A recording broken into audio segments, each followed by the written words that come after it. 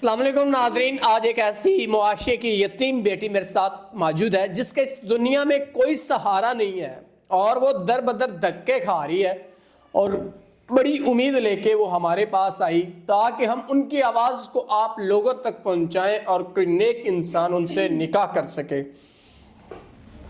اس بیچاری کے لیے کتنا مشکل ہوتا ہوگا اس معاشرے میں تن تنہا دھکے کھانا، جس کے پاس نہ گھر اپنا ہو، نہ چھت اپنی ہو، نہ ماں باپ ہو، نہ بہن بھائی ہو، نہ کوئی رشتہ دار ہو، تو کیسے یہ بیچاری اپنے معاشرے میں جی رہی ہوگی۔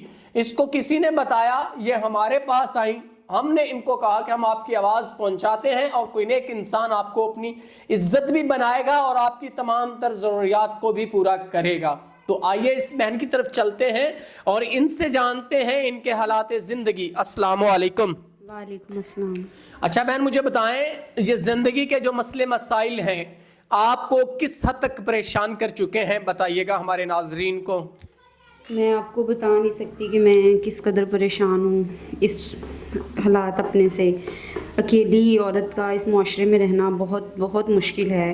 مجھے کسی نے بتایا کہ میں آپ کے پاس آؤں، آپ کو اپنی سٹوری مطلب اپنا حالات زندگی سناؤں تاکہ آپ میرا پیغام ان لوگوں تک پہنچا سکے جو آج بھی نیک دل اور عزت کرنے والے انسان ہیں۔ اور اس لیے میں آپ کے پاس آئی ہوں کہ میں اپنا پیغام ان لوگوں تک پہنچانا چاہتی ہوں کہ میں نکاح کرنا چاہتی ہوں، اور ایک نیک دل انسان سے جو میری عزت کرے اور مجھے نکاح کی صورت میں قبول کرے۔ اس کے علاوہ میں کچھ بھی نہیں چاہتی۔ ناظرین، ایسے لوگوں کو سپورٹ کرنا چاہیے، ایسے لوگوں کا سہارا بننا چاہیے جن کے پاس کوئی سہارا نہ ہو، کوئی وسائل نہ ہو۔ یقین کریں، جب اس کے ہم نے حالات دیکھے، اس کی ساری بیچاری کی صورتحال دیکھی تو ہمیں بھی رونا آیا کہ کس قدر مجبور اس معاشرے میں لوگ موجود ہیں۔ ہم ہزاروں پیسے یوں ہی اڑا دیتے ہیں اپنی فضول خرچیوں میں، عیاشیوں میں، لیکن ہمیں ایسے لوگوں کو ضرور سہارا بننا چاہیے، اور نکاح ایک سنت طریقہ ہے، ہمیں نکاح کرنا چاہیے ایسی معاشرے کی بیٹیوں سے جن کے پاس کوئی چیز نہ ہو، چھت نہ ہو، گھر نہ ہو، رشتہ دار نہ ہو، ماں باپ نہ ہو، بہن بھائی نہ ہو، تو ہمیں ان کا سہارا بننا چاہیے۔